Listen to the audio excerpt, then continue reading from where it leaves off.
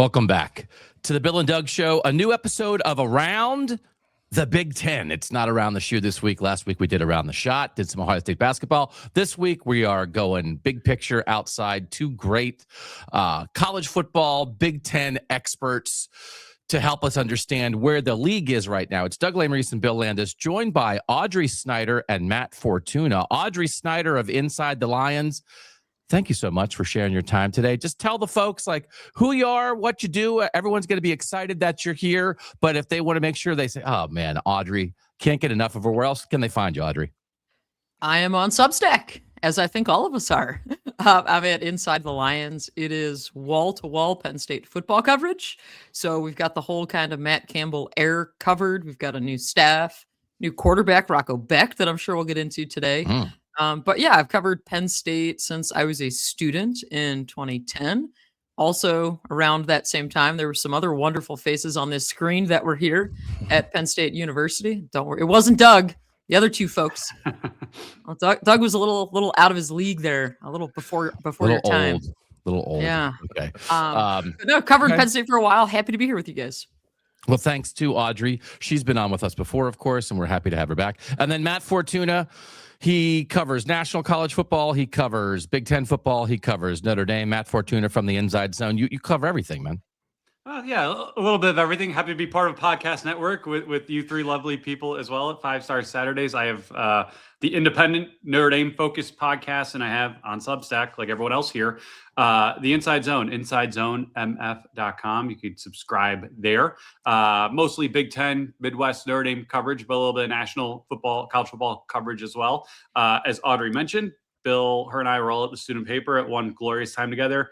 Bill and I, we don't have our diplomas behind us, probably because we were blessed to have the signature of one Graham Spanier, the former president who went to jail shortly after handing each of us those diplomas. I'm not sure if that's a cause and effect or if things just fell apart when Bill and I both graduated at that school. But we don't need to get into that here or there. Also, fun fact for your Ohio State listeners, I covered Notre Dame at ESPN.com for 6 years. I was initially hired cover Ohio State at ESPN.com for 6 years. Off air, we could get into why that fell apart, but I think it worked out best for everybody. What a tease. Man. Yeah. Wow. I didn't know that. That's fascinating. Think of that, Landis. We could have Matt Fortuna around us every day.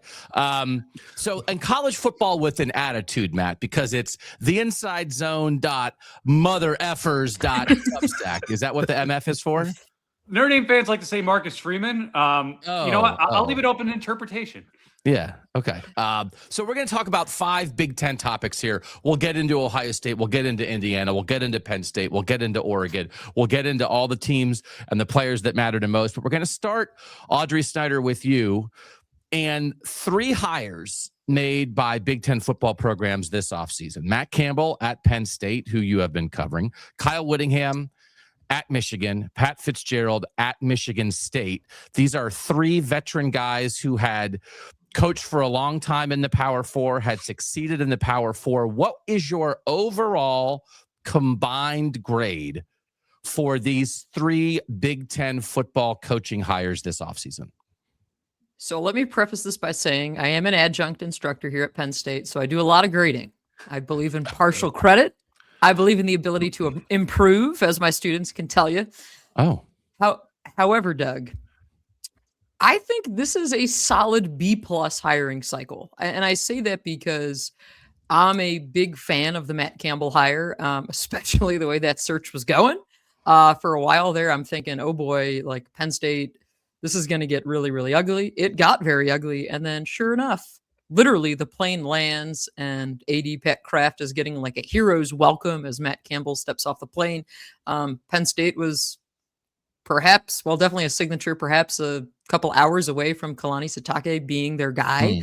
They thought he was their guy, which would have been a wild fit. But I think ultimately they got someone who they should have pursued right away in Matt Campbell. When I came out with my list of, hey, here's 3 candidates I'd go after, the day after James Franklin was fired, Matt Campbell was on the list. So maybe they should have put me on the search committee. Perhaps I could have got like a 12th job on Penn State's search committee, but Pat Kraft ran that thing solo. So I like the Campbell hire, which elevates the grade here a little bit. Okay. Fitzgerald is great. I think that to me is one of those where you're like, all right, this is going to be cool to see him back in the Big Ten, see what happens there.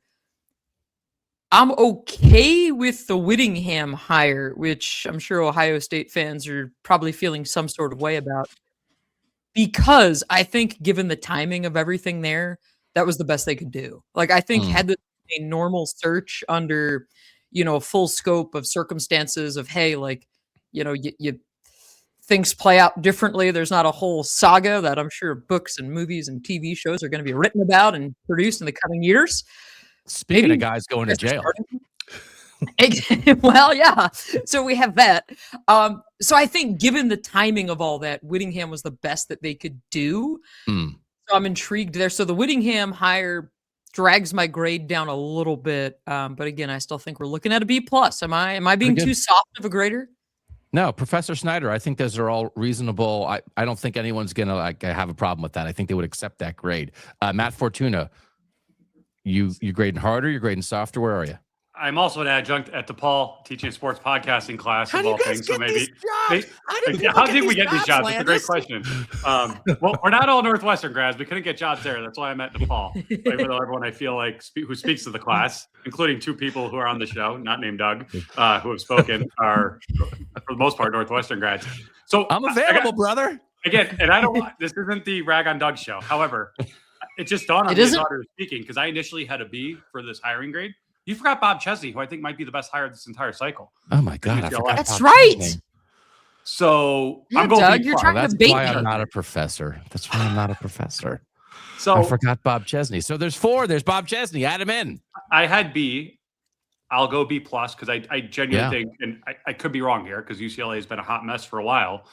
I think that could end up being the best hire maybe in the country of this cycle if things go well. And the schedule sets up for him to at least not get killed in year 1. I think Campbell is a great hire. I also had him on my initial list of candidates that Penn State should talk to. The only reason I'm not jumping for joy and saying it's A++, at the end of the day, when we look up at his record, will it be better than James Franklin's was at Penn State? And that's not to say Penn State didn't need to make a change and that they didn't need a new voice and that there won't be a lot of great things that happen now with a breath of fresh air there. But I don't know if he's going to do better than James Franklin did there. But I do think it's a good hire. Kyle Whittingham, to Audrey's point, I think is the hire Michigan needed at this moment in time. He was probably the best plausible option that late in the cycle. My one fear, if you will, with him is that's a place that chews up and spits out people who are not fits. And this is a guy who's never coached east of Utah. He's not your traditional fit. So I do wonder a little bit about that, as I would have with Sataki at Penn State. And in retrospect, it would have been pretty funny to see those 2 guys from the Holy War move over to Big Ten country to Big Ten rivals in one cycle. Pat Fitzgerald, I'm fascinated by because he's been out of it for a couple of years. He was as well respected as anybody in the business, but he went 4-20 his last 2 years at Northwestern, which has been much better than that since he left. I think he'll adjust and adapt to the NIL era, the portal era. Michigan State is obviously supporting him in that program financially. I will say he's another guy who spent pretty much his entire career at one school in one city that happened to be his home city. And at Northwestern, as we can see from Doug right here, you're recruiting and coaching the best of the best, mostly choir boys. Michigan State, Spartan Dogs, sometimes you got to go to the other side of the tracks to get those guys who are pissed off they didn't get looked at by Michigan or Ohio State or a bigger program. Sometimes there may be some off-field issues there. And usually that's when Michigan State's at their best. And I'm not saying Pat Fitzgerald cannot coach that type of kid. I'm just saying it's going to be a complete 180 from the yes sir, no sir that he dealt with for 17 years at Northwestern. So I'm curious to see how that one plays out. And then I mentioned at the top of the segment, I think Bob Chesney is the home run of all home runs. I'm a little surprised UCLA was able to get him. I don't know what the ceiling on UCLA is. I'm hesitant to put a ceiling on anybody after seeing what Kirk Cignetti, another guy who came from JMU, did at Indiana. But I do think Bob Chesney can get UCLA as close to that ceiling as possible. So I'll go B+ all around. Okay. Wow. Anyone else I forgot, Landis, that you know of? I was trying to think as Matt was talking. I think we got all 4 of them. Yeah. Okay. You didn't get Penn State head coach Brian Hartline. That was the one we were hearing a lot about. Oh, around here. yeah. I was like, it's not happening. But Bill, what's your grade? B-, I think. Similar to everyone else here, I really do like the Matt Campbell hire. I do feel somewhat inclined to like not give Penn State a super high grade on that because of the process that led them to Matt Campbell, but I do think they ended up with quite a good football coach there.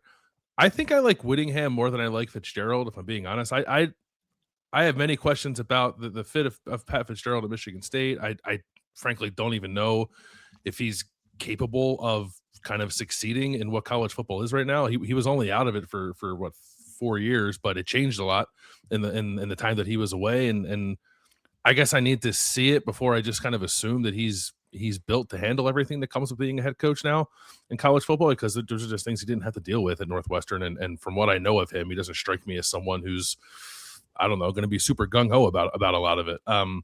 My only pause with Whittingham is there enough left in the tank? Like, I don't know that it's a bad fit necessarily, especially the brand of football that he wants to play. I think that fits in quite nicely with what Michigan wants to do. And I love that he's bringing his offensive coordinator, Jason Beck, and he got Jay Hill from BYU. Like, I think, those are home run coordinator additions, and Michigan can, talent shop with the best of them. I think it's just the question of, is he on the downslope? And if he is, like, how fast is that going to happen for him? It was nice to see him bounce back with the season that Utah had last year, but they were pretty bad the couple years before that, especially the 1 year before that. So I'm not entirely sure what to make of that. I like Chesney too. I like Matt. I don't know what UCLA is or is going to become, but I kind of thought Penn State should have looked at Chesney pretty hard. I don't know whether or not they did. I thought that would have been a great hire for Penn State. So I really like two of them. I really like Campbell and I really like Chesney. I'm pretty much there with Whittingham, and I kind of don't like the Fitz hire at all. So I'll go B-. So Penn State, if you go back and look at the timing of the Chesney hire getting announced, it was later on than it should have been, because his side was hoping, again, Pennsylvania guy, that Penn State would continue to bungle the search and that they'd get him. So it sounds like, Bill, you're saying that the Kyle Whittingham working out videos in the weight room, they're not inspiring you to see an older gentleman moving some weights like that. It's not, you're making it sound like the guy's washed. Okay. No, he could beat me up for sure. I will. That man's forearms in person are like the eighth wonder of the world. I mean, it is insane. I remember being at the Pac-12 championship one of the years they won it, and he's just walking around post-game on the field with the trophy. And I mean, he's what, 65, 66? And it's unbelievable. Like, that guy clearly has not missed a workout in the last 40 years. Nice. And that matters for Big Ten media days. Yeah. Well, and Bob Chesney's a lot shorter than I thought. Like, have you guys not observed that? He's not tall. I don't know. He does appear to be. He looks really short. Oh, yeah, this is what I'm looking for. Getting Big Ten media days back in Chicago. I want to see Whittingham's forearms. Bring a tape measure for Bob Chesney. See how tall he is. Okay. I need Whittingham to come in on a motorcycle like he did on the McAfee show. Oh my God. So one of the things I find interesting is that Chesney has not coached in the Power Four before. The other three guys here in the Big Ten have a combined 48 years of coaching in the Power Four, all with winning records. Pat Fitzgerald was 110 and 101 in 17 years at Northwestern. Matt Campbell, 72 and 55 in 10 years at Iowa State. Kyle Whittingham, 177 and 88 in 21 years at Utah. They went with so much experience here, everybody, right? Where, as opposed to, for instance, the SEC hired 6 coaches this offseason. The only one of those 6 who's ever coached in the Power Four as a head coach is Lane Kiffin, who left one program to go to the other. Otherwise, they're taking coaches from the American. They're taking Will Stein and Pete Golding as first-time head coaches. Like, I think that's like very interesting to me. But yet, for instance, Matt, you're most excited about Chesney, right? Curt Cignetti had not been a head coach in the Power Four. Is this smart by the Big Ten to sort of getting tried and true guys who, we're winning in the Power Four and maybe are elevating a level, Utah to Michigan, Iowa State to Penn State, right? Northwestern to Michigan State. Is that smart? Or are they missing out on bigger swings by taking sort of obvious candidates that were right in front of them? So I think it's smart one, in the case of Penn State, you're firing a guy who was a play away from the national championship game. So you can't take a risk, so to speak. You need a guy who's done it. In Matt Campbell's case, and I've spoken to people who have interviewed him at other jobs, other big jobs, and they all say the same thing. What was appealing about Matt Campbell to us was not just how good he's doing at Iowa State, which has been a graveyard for coaches, how he also did it at Toledo. So he's done it at two different levels, and therefore there's a bigger body of work. In Michigan's case, we went over it with Kyle Whittingham. I think that was the best you could do in that period of time. And Pat Fitzgerald's another guy who, again, we'll see. I think the jury's still a little bit out on him at Michigan State, especially with what Michigan State kind of fell into the last couple of years on the field. But Chesney reminds me of Campbell in the sense of he's done it. I mean, he did it, D3, D2, FCS, and JMU. Yep. And to me, and I did not see Kirk Cignetti winning a national title at Indiana. Let's make that clear. However, I've yet to see a guy who's won big at the Division II or FCS level who hasn't then gone on to win big at the Power 4 level, whether that's Kalen DeBoer, Willie Fritz, Chris Kleiman. Hell, Brian Kelly and Jim Harbaugh got their starts as head coaches at San Diego and Grand Valley State. Yeah, Lance Leipold, that's what I was forgetting as well. And I just think you can't replace that experience. I'll throw this back to you because I wrote this a couple of years ago and no one believes me. For whatever reason, the SEC, for as good as they are at football, allegedly, that was for you, Doug. Well, we don't say that on this show. They get coaches, even in Kirby Smart's case, who had never been head coaches before, who therefore become great head coaches at Blue Bloods. Since 1990, can you name me the Big Ten head coaches who had never been head coaches before, who were successful? And this excludes internal promotions such as Ryan Day, Brett Bielema, Pat Fitzgerald, like fresh hires from other programs. So like a Ryan Walters, for example, great example of how it didn't work. How many have been successful? And honestly, I want to hear what you guys say. 2, but I can't think of anybody. Exactly 2. And that's including Bill O'Brien, who only lasted 2 years. Left after 2 years. Barry Alvarez is the other one. Even Kirk Ferentz was a head coach at Maine, which people can laugh and say it's Maine, but you were a CEO of a program where you were responsible for everything.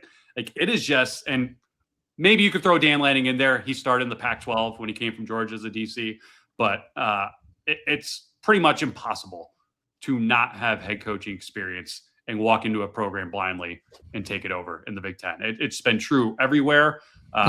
No matter how great some of these hires have looked on paper. I know Ryan Walters, like he probably would have got Colorado if Coach Prime wasn't available. Like people loved him. It has been virtually impossible to be a successful head coach in the Big Ten, whether it's a blue blood or not, without any of that experience. Unless, again, if you're Ryan Day, Brett Bielema at Wisconsin, Pat Fitzgerald, where you're kind of groomed for that job and already have it. So for whatever reason, it's worked in the SEC, has not worked in the Big Ten. And that's why I think you've got to go with the experience if you're the Big Ten. Yeah. Okay. And it's interesting, Audrey, like everyone does coaching lists all the time. I was just like screwing around on the internet looking for coaching lists. I found the 2021 head coaching list, best head coaches in college football. Kyle Whittingham, 18, Pat Fitzgerald, 10, Matt Campbell, 8. And the thing that I find interesting about like those 3 guys, I think were always respected as among the best coaches in college football. And I think people kind of wondered, man, if they just maybe took a step up to a place where they actually could compete for national championships, what might they look like? And now here it is happening right in front of us. Yeah, to the Campbell point, you look at the jobs that he was a candidate for before, right? The Detroit Lions wanted this guy, which my Packers fandom says, good, glad it didn't happen. Keep Dan Campbell there for as long as you can. On top of that, you look at USC, which was in the mix for him at one point as well before Lincoln Riley. Campbell told a small group of reporters the day he was hired, we met with him, kind of off to the side after he does the intro presser. Ooh, and it's really secret location in the Beaver Stadium locker room for the home team.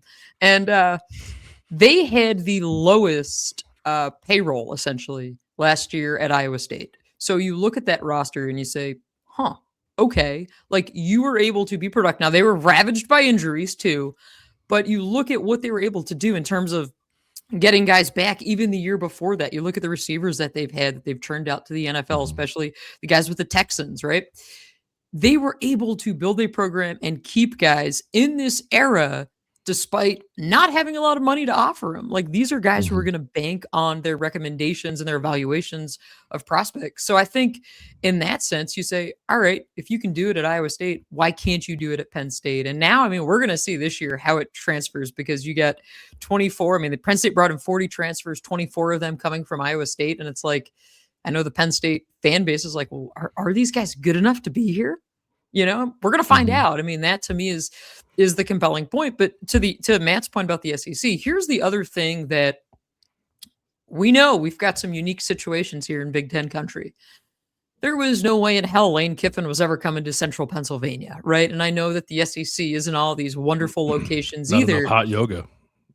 Yeah, definitely not around here, right? I mean, it's like you look at these locations and geographically, how appealing is Central Pennsylvania, right, to certain coaches that are kind of born and bred in the SEC footprint and in warmer, better climates. So I think that is kind of one of those elements where, like, you take this Iowa State staff, which has been so funny to hear because you bring most of them here and they're like, oh my God, the weather's actually nicer here. It's not as windy. Oh, yeah. And the restaurant scene is awesome.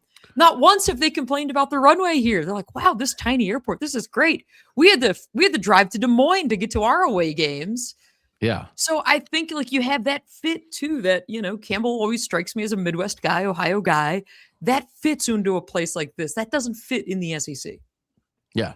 Yeah. You're doing some great work for the State College Chamber of Commerce. How about that? New slogan, better than Ames. Yeah. I like it. Better tap water, right? It's I like it. 14th job. All right. Maybe 15. 15. Let's get to question number 2. Matt, we'll start with you. How many Big Ten teams should be viewed as legit playoff contenders? Now, we're going to have a dark horse discussion later. So, I mean, maybe your dark horse is totally legit, but maybe like this is like that. Yeah, no, for real. I can see an actual path to the playoff that isn't crazy. How deep would you go in the Big Ten? So 3 legitimate, right, off the top of the head, the same 3 that made it each of the last 2 years: Indiana, Ohio State, and Oregon. I've got 4 that I think could realistically make it on top of that, but I don't know if I'd put money on that. I mean, Penn State's schedule is designed where I think as long as they don't screw up, they go 10-2 at worst. And I know that's a big leap of faith to say about a team with a completely new coaching staff and roster, but to see what Penn State drew versus what Ohio State and USC drew, for example, as far as they're both Big Ten teams with Big Ten schedules, I mean, it's night and day. I mean, coaches are going to be complaining about Penn State all year if they get in at 10-2, but if they go 10-2 in the Big Ten, I think they'll get in. I think USC and Michigan deserve to be talked about as playoff teams. I don't know USC in particular. That schedule is a murderer's row where I just don't think they're going to escape with less than 3 or 4 losses, even if everything goes right. I would say similar for Michigan. And then Washington's a team I would keep an eye on. I think their schedule's fairly manageable, you know, relatively speaking. I think Damon Williams is that good. It'll be interesting if he has that breakout year that I think a lot of us expect him to have. Yeah. What's that like, right? Like, I think that's a guy who probably more than any other player, at least publicly, had to win back over his locker room, given the shenanigans that happened where he re-signed and then decommitted and then re-signed again and dropped his agent, or his agent dropped him, whatever it was. But yeah, I think Jed Fish is a very good football coach. I think Jaden Lamar's a nice back that they got out of Oregon, out of the portal. I think that's a team that, at least under Jed Fish, kind of like at Arizona, they're very good at winning the games they're supposed to win. Now, maybe they don't always punch up the way they should against the Oregons of the world or the Ohio States of the world. But I think the combination of experience year 3 with Jed Fish and that schedule, there is a playoff path there. That Penn State-Washington game, I think in particular, is a very interesting game that could maybe possibly be a swing game for both as it comes to playoff hopes. So I got 7 to keep an eye on. Three that I think will probably be in no matter what. Ohio State, Oregon, Indiana, USC, Michigan, Penn State, Washington, all mentioned by you. And again, you're looking at the odds right now. 3 of the top 5 in the national championship odds, the playoff odds are Ohio State, Indiana, and Oregon. So I think obviously we understand those 3 teams are viewed that way. Bill, how deep does your list go? Yeah, I'm just the 3. If we're talking legit playoff contenders, I don't disagree with anything Matt laid out there in terms of the teams that could find their way into the conversation. But as things stand right now, like placing a bet on which Big Ten teams were most likely to make the playoff, I think it's the top three: Ohio State, Oregon, Indiana, and then a pretty big gap to the next team. The national title odds reflect that. We'll see what it looks like when the playoff odds come out. They'll be not exactly the same, but for whatever reason, right? Like the way the schedule's broken out for some of these teams, new coaches, roster turnover, like I think the only three that you can feel good about are Ohio State, Indiana, and Oregon.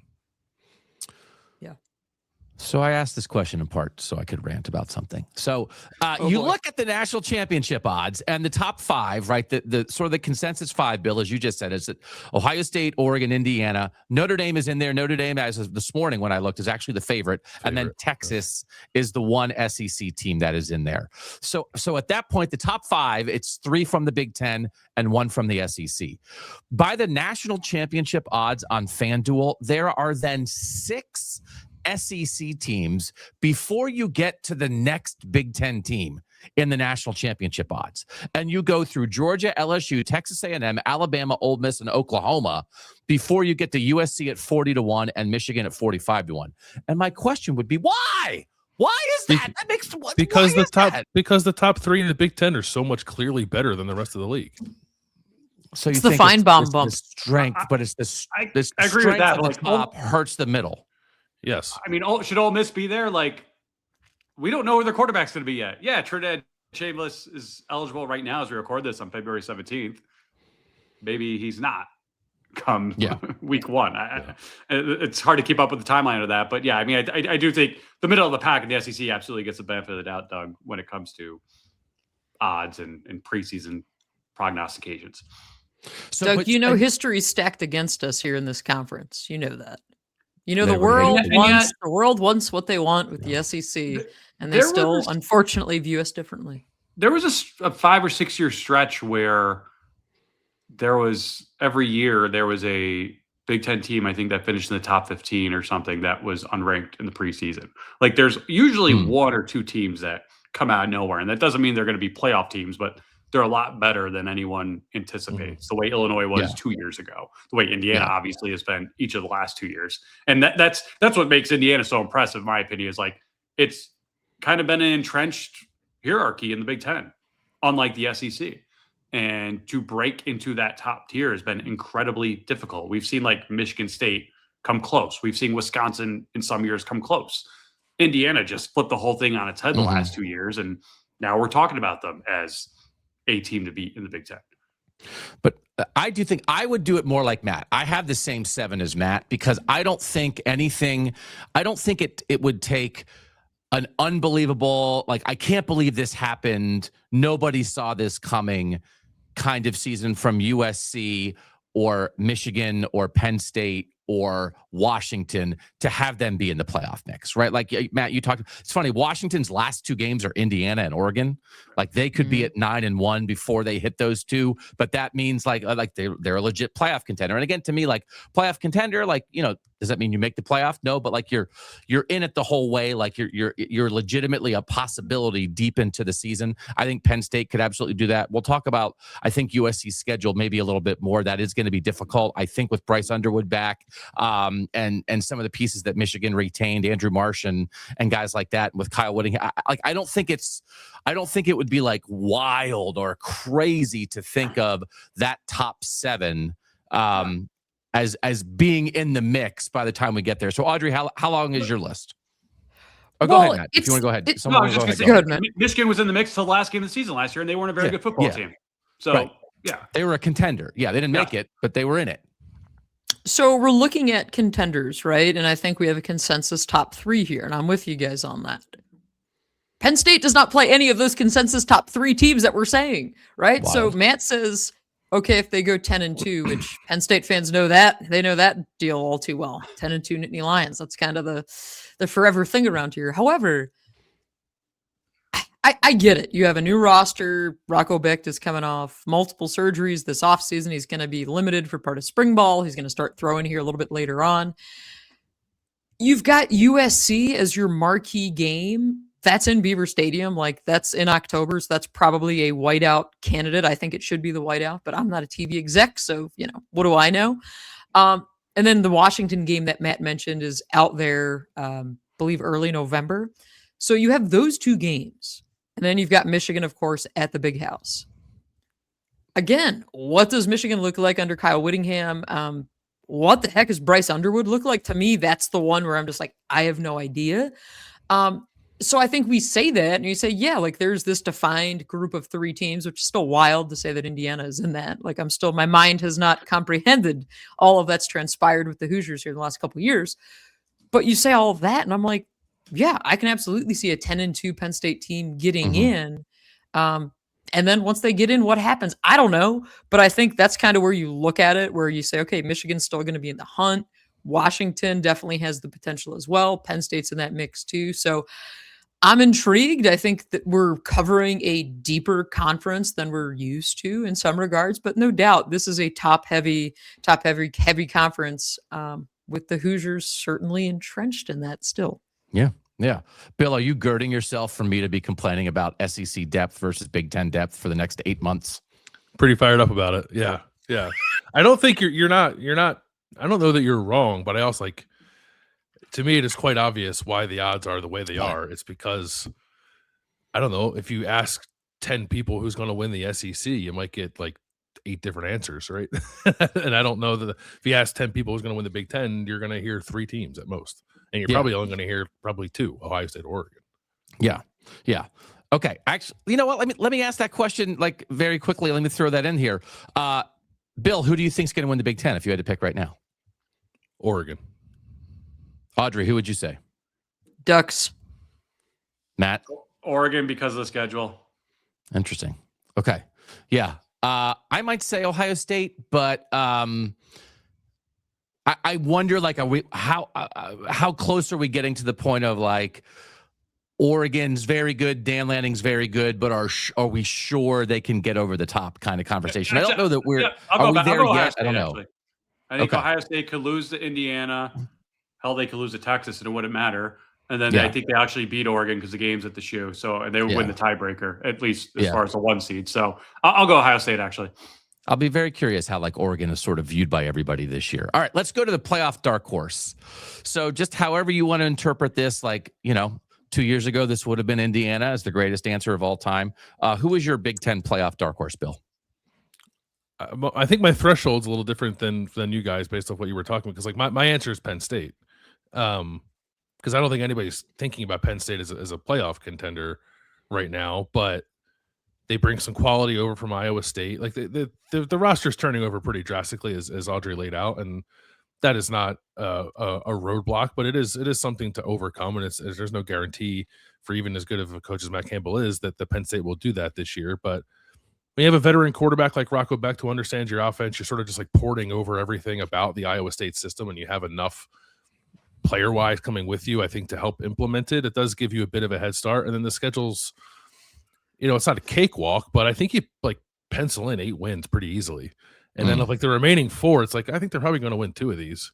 So then I don't like 10-2 in the Big Ten. I just think is going to get you in, as Matt said. So Penn State at the moment is 70-1 to win the national title. I don't know what they'll be to make the playoff, but like I think I said on, I don't know if I said it on this show or another show. Like I put 3 early bets in on national title winners for next year: Penn State, Michigan, and Virginia Tech, because it would be funny. So I think my answer for this is Penn State. And like, if I want to get really wonky with it, I've also said before, like UCLA, because why the hell not, right? Yeah. Indiana was 3-9 and they made the playoff. UCLA was 3-9, and their schedule's not that daunting either. And like they have a quarterback and Nico back, and they kept in a couple other key pieces, and they're bringing over the best of what was available from James Madison to come to this team. And he's kind of doing the Signetti blueprint. I don't know that lightning can strike twice necessarily, but there are worse speculative bets, I think, than to put $1 or $2 on UCLA to make the playoff this year, because who knows? Yeah. And Audrey, I keep wondering about this. If Kurt Signetti can smush together Indiana and JMU and make a playoff team, why can't Matt Campbell smush together Penn State and Iowa State and make a playoff team? Yeah, I mean, that's the blueprint. And it was interesting. Was there enough Penn State left over? Wasn't all the Penn State? There's some here. I mean, I think the interesting thing is like they were able to keep linebacker Tony Rojas. I mean, obviously this was a team too, and I think this gets lost a little bit in the Campbell discussion. Penn State was resetting after last year, whether they were a playoff team or a dumpster fire. And unfortunately for them, they were the latter. But I mean, you were going to lose all these guys to the draft anyway, Aller, Singleton, Katron Allen. So like a reset was coming either way. But talking with Penn State's coaches, I guess it was 2 weeks ago at this point, Terry Smith, who got a lot of notoriety last year as the interim head coach. A lot of people, I mean, Terry's Penn State guy, been here forever, but really kind of won, I think, the more broad fan base over later in the year. And he said, kind of feels like Curt Cignetti and what he was able to do in Indiana with the JMU guys with what we're doing here. So yeah, that's definitely a parallel that Penn State is trying to make right now. Whether or not it happens, we'll see. But the other part of this too, and where does USC fit into this picture here in this equation? That to me is the other kind of interesting thing. And then you look at it from the Penn State perspective and you say, all right, well, you were able to go out and get Danton Lynn, their defensive coordinator, who's Penn State guy. So you bring him into Matt Campbell's staff. And what does that do to USC? Are we back talking about USC defenses being, a red flag again? I don't know. But yeah, this is very much like Penn State would be my dark horse playoff pick just because the schedule is super soft. As Bill pointed to, you have a quarterback, so you're just running literally the same thing there with essentially an on-field coach with Rocco Becht. Like that's the thing. He's got his receivers with him. He's got his tight ends with him. You add an Andrew Rapplier. I'm a little still curious about what they do with this offensive line and the defensive line. But yeah, this is, I think, too, going along with a dark horse. This is a Penn State defense that I would not be surprised at all if it's better this year than it was last year when most of the team couldn't understand what Jim Knowles wanted them to do. So there was that. Shots fired. You guys know that. So you two are both picking Penn State as your dark horse. I'm going to go ahead. Matt, we'll get to you right now because you're dying to say UCLA also. I know you are. Bill took like every word out of my mouth because I think Penn State's the easy answer here. He did. And I think UCLA is the dark horse answer. And just not to belabor the point, I would add to the Penn State stuff, and I know it's a huge roster turnover, but one, Rocco Becht, to my opinions, automatically the best quarterback they've had since Trace McSorley, and maybe he'll be better than Trace McSorley, who won a Big Ten title there. And at the end of last year, and again, everything that could have gone wrong for Penn State, in theory, went wrong. You look at like Vegas power ratings, all these advanced metrics, they were a top 15 football team. So like they were so much better than that 7-6 record would indicate. Now you've got actual structure and organization and a coach who's on his P's and Q's and a very manageable schedule. And yeah, I think 10-2 is very realistic. And if you go 10-2, you're in the playoff. I mean, just go back to your point earlier, Doug. I mean, I mentioned Michigan. USC was in the playoff race until they lost to Oregon. And shoot, if they just don't screw up at Illinois, they're in the playoff because they're a 10-2 Big Ten team whose only losses are on the road to Oregon and Notre Dame, which there's no shame in either one of those losses. So USC, I think, I wouldn't call them a dark horse because they're a blue blood. I think that's a very good roster. They were a lot better last year than I thought they would be coming in, and I think they'll be better again this year. I just look at that schedule, and I have a hard time, especially not to play advocate to Lincoln Riley, but going to Penn State and going to Rutgers, like how much is he going to complain about traveling 3 time zones twice this year? And how much did we hear him say, I think it was at the end of last year, where he's like, finally, all the pieces are in place for us to be who we are. It's like, yeah, did Kirk Cignetti ever say that at Indiana? And yet we hear about a reset at USC, Southern California. Like, I don't want to hear any of that. So I have paused there with USC, with just all the external stuff. I do think that's a good roster. And then as Bill said, I mean, if you're going to like just say, why not? I mean, UCLA, they've got the JMU pipeline, kind of like Kirk Cignetti in Indiana did. They've got a great quarterback, Nico Iamaleava. I believe they brought in 41 transfers, 10 of whom came from JMU. Again, similar to, I think, the 13 that followed Cignetti to Indiana for that first year. And that schedule is very manageable. I mean, if Chesney's everything we think he could be and he wins all these close games and they stay healthy, I mean, I'm looking at the schedule now, at Oregon, at Michigan. Those are the only two where I'm like, you're right. I can't really, maybe Michigan, but I can't really paint a path to victory there.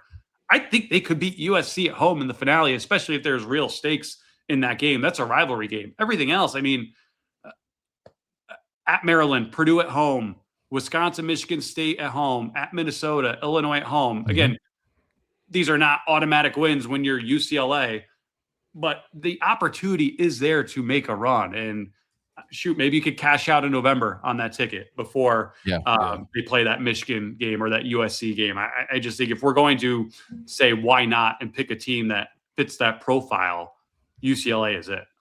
Yeah. My why not team, and I've said this on a couple shows, is Wisconsin, because they have a quarterback in Colton Joseph, the ODU transfer, 2,600 passing yards last year, 1,000 rushing yards. If they can get some health at quarterback, I'm very curious about that. Abu Sama, who we like from Iowa State at running back. Kevin Haywood, I think, was one of the more devastating injuries in the Big Ten to lose their like 5-star starting left tackle before the season started last year. If he's back, that's a big deal for them. And they have like a really manageable back half of the schedule after a really tough schedule last year that included Alabama. But they open in Lambeau Field against Notre Dame. And we saw Notre Dame's first 2 games of the 2025 season. Call it. Impacted. They were so impactful for the whole playoff race. I'm not there yet. Right? Doug's betting the house. Here it comes. Here it comes. The teacher and the student. I mean, like all of that, and like Luke Fickell has not been great with that stuff in the past, right? With some of that, when there's personal stuff involved with him, I don't know that his teams rise to the occasion. But I don't know if you're going to get him, try to get him early. They also play Penn State in September, and those are probably their 2 toughest games. But if Wisconsin can steal one of those, I don't know. They've been so hurt at quarterback. I just wonder. But like Matt, that's a decently big game, is it not? Wisconsin Notre Dame at Lambeau Field in the opener. That was supposed to be 2020, by the way. So everyone knocks Notre Dame's schedule. It's like, hey, this was supposed to be the year after Wisconsin made the Rose Bowl, not the year after they went 4-8 or whatever they went last year. I'm with you, and I think Colton Joseph is one of the best portal quarterbacks out there. I'm a little surprised Wisconsin was able to get him. I'm not making excuses for how poor Luke Fickell has been through 3 years in Madison, but the guy has been cursed at the quarterback position. I mean, just no one can stay healthy there. And the schedule did not work in their favor from a Big Ten standpoint, and playing Alabama each of the last 2 years as well. Yep. So I do think there could be some evening out of just the breaks of the game for Wisconsin coming into this year. Yeah. Yeah. Marcus Freeman has been a lot of good things at Notre Dame. One thing he's not mastered yet is being a great September coach. The September record, whether it's losing at home to Marshall, losing at home to NIU, a fire truck's going by as I say this, maybe that's an omen. You can probably hear it in the background. Losing the first 2 last year with a team that might have been good enough to win the whole thing if they got in. So I think, maybe that works in Wisconsin's favor. I will say, for the gamblers among us, that week 1 line, I think it's on FanDuel, went from 19.5 to 16.5 already. Now, it's still a very big line. That I would hit. You would hit Wisconsin? I would hit Wisconsin on that. I'll be curious. I mean, Notre Dame, I think, is a deserved national title favorite. Yeah, they've got a massive chip on their shoulder and maybe the best quarterback in the country. So I would hesitate to go against the Irish. But I do get your point with the Wisconsin love. And I got to ask you this, since we've been making fun of your age the whole time. I know you cover Marcus Freeman as a player. Did you cover Luke Fickell as a player too? I did not. Luke and I are like 2 weeks apart in age, actually. So, who's older? Yeah. I think Luke is slightly older than me. Also, his forearms are much bigger than mine also. So, So I'm like, I think that's an interesting early game to see how things shake out. Sunday game in Lambeau. I mean, it's going to be awesome no matter what. Audrey will be there. Yeah. I wish. Crown jewel of the NFL. You didn't describe it correctly, Doug. You can't just say, it's at Lambeau Field. You say the crown jewel of the NFL. I mean, honestly, that atmosphere is going to be awesome. Oh, it is a Notre Dame home game? Oh, yeah, because the Soldier Field one that was supposed to be part 2 of this rivalry in 21 was a Wisconsin game on Fox. Wisconsin home. Well, when did Wisconsin played there? What year was that? Because I remember they had Aaron Rodgers on LSU there, didn't they? Pregame. They played LSU in 16 when Dakota Dixon got clotheslined and Les Miles got fired a couple weeks later. That's right. Okay. Because that atmosphere is going to be awesome. Yeah, maybe you're going to go to that, Matt. You should. I'll be there. I'm just trying to figure out if it'll be a night game or not, and I think it probably will be because ESPN does not have an ACC night game that day, from my understanding. Okay. All right, let's get to question number 4. We'll start with me. What % true is this statement? Indiana is here to stay as a yearly playoff contender. Like, is that 90% true? Is it 46% true? Is it 10% true? Whatever you think. I will say, I was going to say 90. I might say 100. I just think it's there.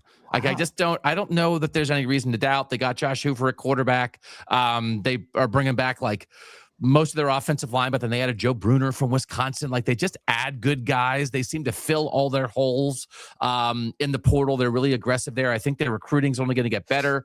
They've done a good job of coordinator retention, and I don't think Mike Shanahan and Brian Haynes will stay forever.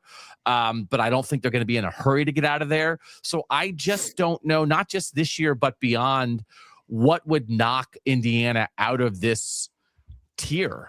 Like why, if, we're talking about, okay, they're sort of like viewed as guarantees with Oregon and Ohio State. I don't know why that won't be true in 2027 or 2028 or 2029, or as long as Kurt Cignetti is there.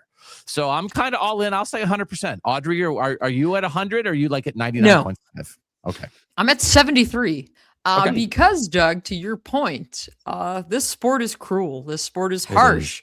Right? As you're gassing up the Badgers over there with all their injuries at quarterback over the years, that to me is the only thing that takes Indiana out of the equation, right? If you get an injury at quarterback, right? Something like that, a catastrophic injury. That's why I give them 73% and not 75 and not 100. Because you do need some luck for things to go right? I mean, that I think is the other part of this sport that we kind of overlook. But yeah, as long as Kurt Cignetti is there, there's no reason not to think that this team is going to be in the hunt realistically every single year. It's remarkable. It is fun to watch, which I'm not sure how many of your listeners will agree with my statement on that. But I, as someone who wasn't covering a playoff team this year, I very much enjoyed watching that run. But yeah, I just think the injury piece in this sport is the thing you can't account for, Doug. So to say it's bulletproof 100%, you get an injury at a weird time of the year, and all of a sudden you're going into the playoff without your quarterback or without your top receiver or something like that. That's the only thing. But yeah, that's they're pretty much just about bulletproof at this point. Okay. Matt, what are you? 98, 99. I mean, I won't say 100 because that means it's already happened. But I mean, 2 out of 2 under Cignetti. As an FBS head coach, he is 46-6.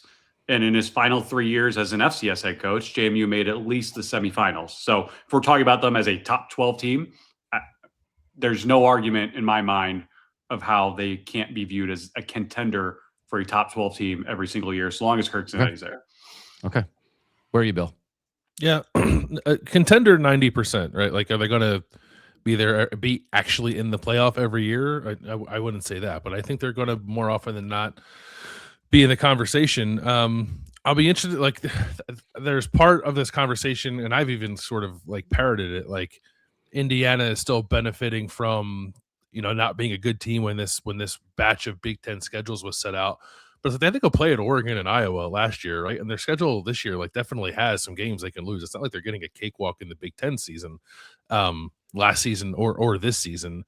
And I just think there's so much kind of goodwill and equity banked by this coaching staff the last 2 years that it's nearly impossible for me to just like write any of that off, right? Like, they're gonna be there. I'm curious to see what happens when Brian Haynes and Mike Shanahan leave. I think that'll happen. I know they re-up them, and those guys are probably there for another year or two.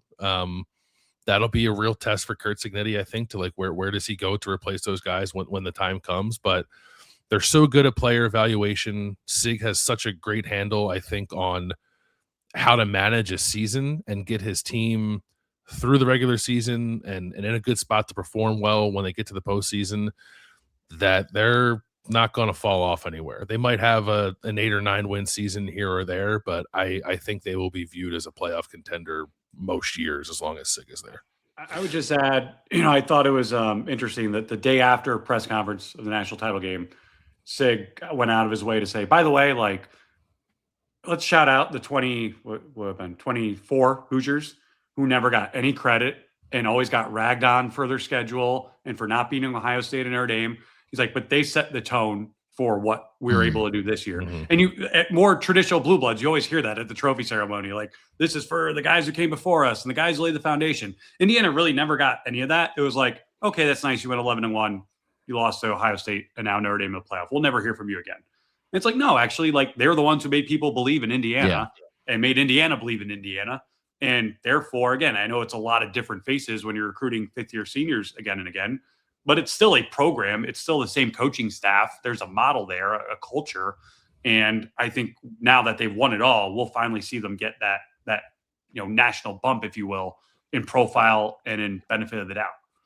Yeah, that's the thing I wonder about. If we had 30 other college football pundits on here, like, is that where everybody is, or how many people are still holding out on like, yeah, it was a 2-year run, they lost all the JMU guys now, like they're scared, like, or is everybody kind of like, no, they're good, they're legit, they're a top 12 program, why would you think of them any different than you would think of Oregon or Notre Dame or Ohio State or Texas or Georgia, or the teams that you just think are always going to be there?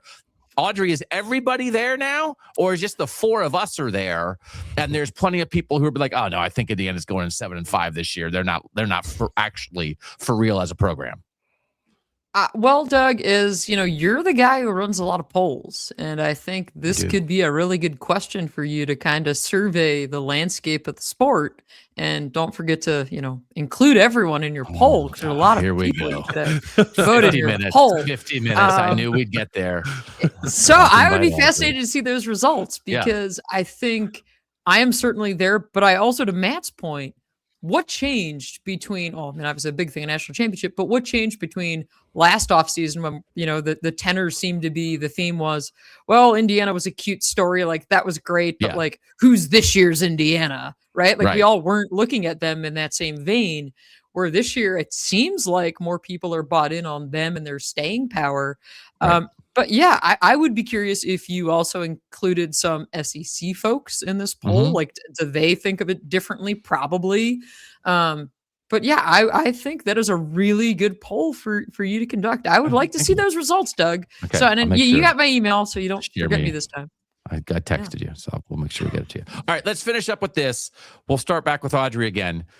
Pick a player. Pick one player who's going to be really important to how this Big Ten season unfolds in 2026, Audrey.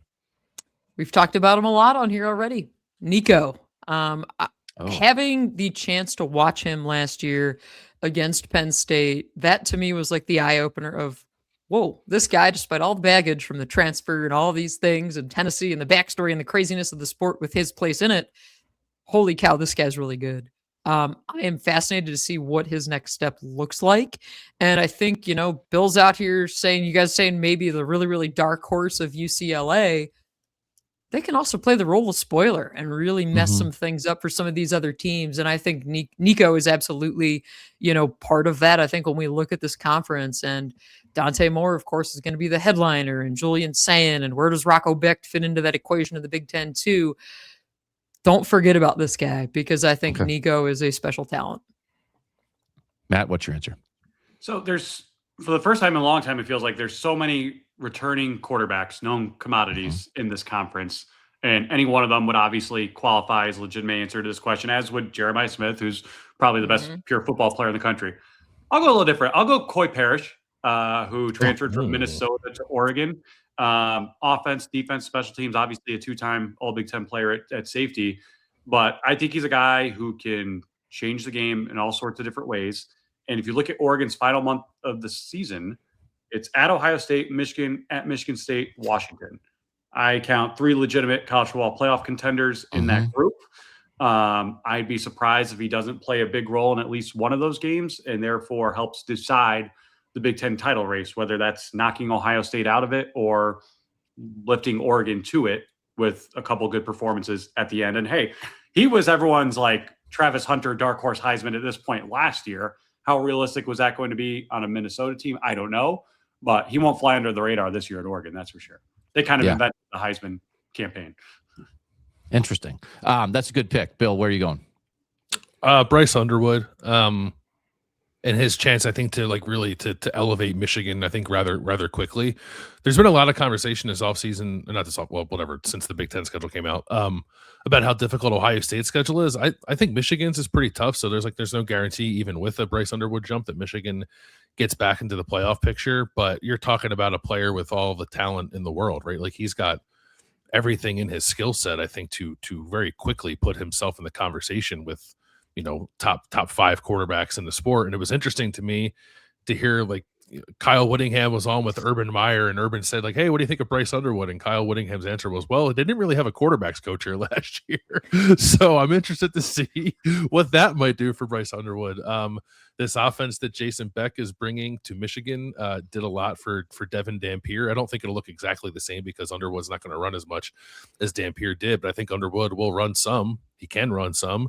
We saw last year when Michigan kind of took that governor off of him. That's kind of when their offense looked the best. They just really never let them open it up consistently. And I don't think that Beck or Whittingham are going to be shy about that. So I was just like peeking at some Heisman odds. Like Underwood's like pretty far down there. He's not really in the conversation, but part of me does wonder, is the right set of circumstances emerging for him to really kind of vault up the list in terms of who are the top quarterbacks in the sport this year. Interesting. Matt, as you noted, like it's actually a pretty interesting crop of veteran returning quarterbacks across college football, but the Big Ten certainly qualifies in there. There's like a lot of answers. There's not a ton of Big Ten, top Big Ten programs that are sort of searching for their quarterback. I'm going to wind up saying two guys, but I'll start with something that we've talked about a lot already, which is USC and USC's schedule, especially in the middle of the year. Jaden Maeva at quarterback for USC threw for 285 yards per game last year. That was 6th in the country. He's the number 1 Power 4 returner at his own school in terms of quarterback yardage, right? Like he was the most productive quarterback. And you look at, Audrey, kind of what you were saying, not only is it what you might do, but what you might do to other teams. They have like a kind of easy September, but at the end, starting with Oregon, this is USC's middle 6. Oregon, Washington, at Penn State, off, at Wisconsin, Ohio State, off, at Indiana. And so you think about, you're playing, like, again, talking about this USC schedule. They're playing Oregon, Ohio State, Indiana, the top 3 playoff contenders in the Big Ten. Washington, we think, is in there. Penn State, we think, is in there. And Wisconsin's my dark horse. Like, if Jaden Maeva and USC knocks off one of the big 3, if they can steal a game here, steal a game there, like, I think this guy could be in the Heisman race. I think if it all comes together, is USC all of a sudden has all this opportunity to do things that they control their own destiny in a lot of ways. And I'm super curious about that. And I feel like we haven't talked a ton about Ohio State on this show, and Ohio State is like still a dominant program in the nation. Matt, do you think, like, if Julian Sainz just like, oh, I got this in year 2, I figured it out, I have the best weapon in the country, like, let's go. Because, like, we sort of thought, like, he had a good freshman year. We thought maybe he'd elevate in the playoff. He didn't. He didn't have a great game against Miami. But in year 2 for Julian Sainz, who was the number 1 quarterback recruit in the country, a 5-star guy, if it, like, all locks in for him, like, I'm very curious, could it just be a situation? Because Dante Moore is the same thing, right? There's multiple guys, like Rocco Beck's the same thing. You can find, if they just have an awesome year. But if Julian Sainz just like, no, I'm the best quarterback in the country, that could happen, and that would matter a lot to the Big Ten. Well, yeah, I mean, he's got a real OC this year, right? I mean, not that Brian Hartlett was a real OC, but that was kind of an experiment. And you guys know this better than me. I'm sure Ryan Day is still very, very heavily involved when it comes to the quarterback position. But with Arthur Smith, who's kind of the, I'm sure you've made this analogy, like the offensive answer to the Matt Patricia hire last year, which I think a lot of us were skeptical about, but ended up working out very, very well. Sure, I could see that. And I'm not saying Dante Moore is going to take a step back, but I think Oregon's really going to miss Will Stein. I think he might have been the best offense coordinator in the country, and I'll be curious to see what he does as a head coach now at Kentucky. But I do that gave me a little bit of pause about Oregon beating Ohio State to win the Big Ten as well, because there is some staff turnover there that they on both sides that they really have not had to deal with under Dan Lanning. So I could see us saying now. I think Sainz going to be hurt by Jeremiah Smith, because Jeremiah Smith will be the primary beneficiary of Julian Sainz, purported breakout season. And Jeremiah Smith just, he's kind of a unicorn, right? Like, we haven't seen a guy have that big of an impact in that many big games as a true freshman, stay at one program for the next 2 years. I mean, how many times we're going to hear next year, this guy's still in college? Oh, I thought he graduated, even though he's only a junior, a true junior. And that, I think, matters a lot when it comes to just the Heisman voting body and familiarity and whatnot. Because if you could do a college football draft right now and say you're starting a roster from scratch, you get any player in the country, he'd easily be the first non-quarterback. He'd probably still be the first overall pick regardless, because he's going to make whoever you get a quarterback that much better. Yeah. Yeah. Okay. Audrey Snyder and Matt Fortuna, thank you for taking time out of your busy weeks, out of your college football coverage to join us here on Around the Big Ten. Audrey Snyder, what do you got popping over there on Inside the Lions? You have your podcast that you're doing. You're writing a bunch of stuff. You have a whole new program to cover. What can people look forward to from you? Well, that's a great question, Doug, because it's a very long to-do list that I need to get to. Danton Lynn, I mentioned earlier, as the former USC coordinator, came to Penn State this offseason. I asked him point blank a couple weeks ago, how are you going to make sure you create, again, younger guy? I actually covered him as a player, so I kind of can now relate to Doug. He was a go-to quote at the student newspaper, I will say that. Yes, very good quote. And now we're like the same age and I'm covering him, so I feel the old person thing there. But I asked him point blank, how are you going to build and create a defense that these players can understand? Back to our Jim Knowles point. So I'm interested to dive into that. They also have a 34-year-old offensive coordinator, Taylor Mauser, who's been Matt Campbell's guy going back to Toledo. So going to dig into both coordinators, and I think we'll be hearing from Penn State players pretty soon. But yeah, we got that. We got the Nittany Dispatch podcast going, so all kinds of stuff. Matt Fortuna, where can the people find you? What do you have coming up with all the things you're doing? So being the Midwest heavy site that I've become, I've spent a good portion of this week trying to figure out why Sacramento State is now in the Mid-American Conference and what that means for the MAC and college football at large.